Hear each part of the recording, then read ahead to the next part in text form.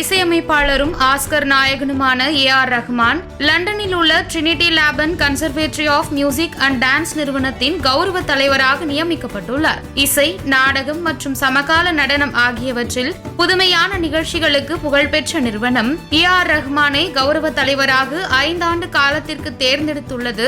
இது உலகளாவிய கலை நிகழ்ச்சிகளில் அவரது செல்வாக்கை மேலும் உறுதிப்படுத்துகிறது.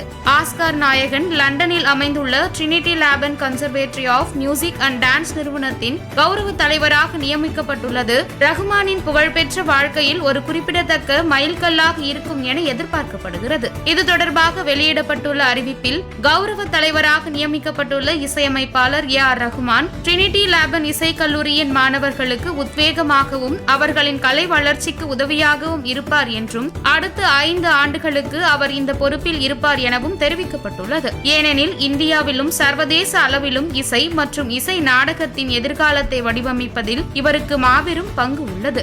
இது தொடர்பாக A.R. ரஹ்மான் கூறுகையில், மதிப்புமிக்க இந்த இசை கல்லூரியின் கௌரவ தலைவர் பொறுப்பை ஏற்றுக்கொள்வது எனக்கு கிடைத்த கௌரவம், மிகப்பெரிய பாக்கியமாக கருதுகிறேன் என்று தெரிவித்தார். திரைப்படம் மற்றும் இசை நாடகங்களில் அவரது அற்புதமான பணிக்காக அறியப்பட்ட ரஹ்மான் படைப்பாற்றலை வளர்ப்பதற்கும் அடுத்த தலைமுறை இசை கலைஞர்கள் மற்றும் கலைஞர்களுக்கு வழிகாட்டுவதற்கும் இந்த பாத்திரத்தை ஒரு வாய்ப்பாக கருதுவதாகவும் தெரிவித்துள்ளார். மேலும் இசை கல்லூரியின் தலைவரும் பேராசிரியருமான ஆண்டனி கூறுகையில், இன்று உலக அளவில் புகழ்பெற்ற இசையமைப்பாளர் A.R. ரஹ்மானை ட்ரினிட்டி லேபனின் கௌரவ தலைவராக அறிவிக்கும் பெருமை எங்களுக்கு கிடைத்துள்ளது. A.R. ரஹ்மானின் தலைமையானது எங்கள் மாணவர்களின் இசை அனுபவங்களை விரிவுபடுத்துவதற்கும் கலையின் புதிய வடிவங்களை கற்றுக்கொள்வதற்கும் ஊக்கமளிக்கும் என நாங்கள் நம்புகிறோம் என தெரிவித்துள்ளார். ட்ரினிட்டி லேபனின் கௌரவ தலைவராக ரஹ்மானின் நியமனம் இசை, செயல்திறன் மற்றும் இளம் திறமைகளை வளர்ப்பதில் அவர் தொடர்ந்து அர்ப்பணிப்புடன் இருப்பதை எடுத்துக்காட்டுகிறது. உலகளாவிய இசை மற்றும் நாடகத்தின் பரிணாம வளர்ச்சியில் இவரது பங்கு பெரிது என்பதையும் உறுதிப்படுத்துகிறது.